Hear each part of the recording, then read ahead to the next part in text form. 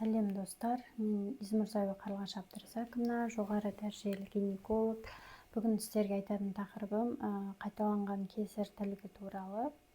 Яғни кесар тілігі дегеніміз не? Біріншіден, ол яғни құрсақ қуысынан баланы операциялық жолмен алып шығу көрсеткіштер бойынша, егер өздігінен босануға қарсы көрсеткіштер болып, баланың немесе әйелдің денсаулығына қауіп төнген жағдайда сондай көрсеткіштермен кесар тілігі жасалынады.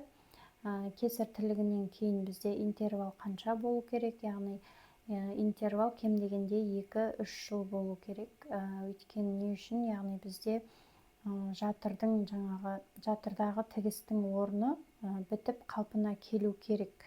Яғни свежий жаңадан кесар тілігі болып көтеріп қойған жағдайлар болса, ол ананың өміріне өте қауіпті болып табылады. Сондықтан кем дегенде 2-3 жылдан кейін барып жоспарлаймыз.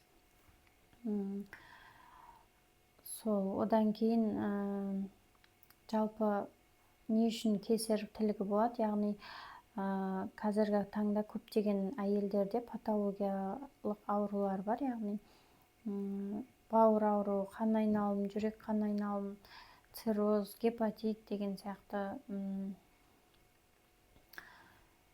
одан да басқа көптеген аурулар бар. Егер өздігінен босана алмайтын жағдайда кесар тілігімен босандырады.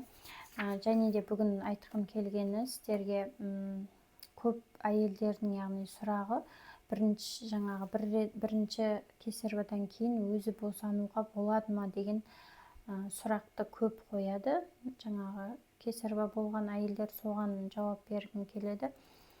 Бірінші жүктіліктен кейін, яғни арасы интервал 3 жыл, 4 жыл болып, әйелде бәрі қалыпты болып, қосымша аурулар жоқ болып, егер кесарьсыз өздігінен босануға ешқандай қарсы көрсеткіштер болмай, сосын бала үлкейген срокта 36-37 аптада арнайы перинатальный центрға барып тексеріледі. Оны кез келген УЗИ түсірмейді, өзі сол рубецкті жатырдың тіккен орнын көретін УЗИстер болады. Сол роддомда соны арнайы УЗИмен көреді.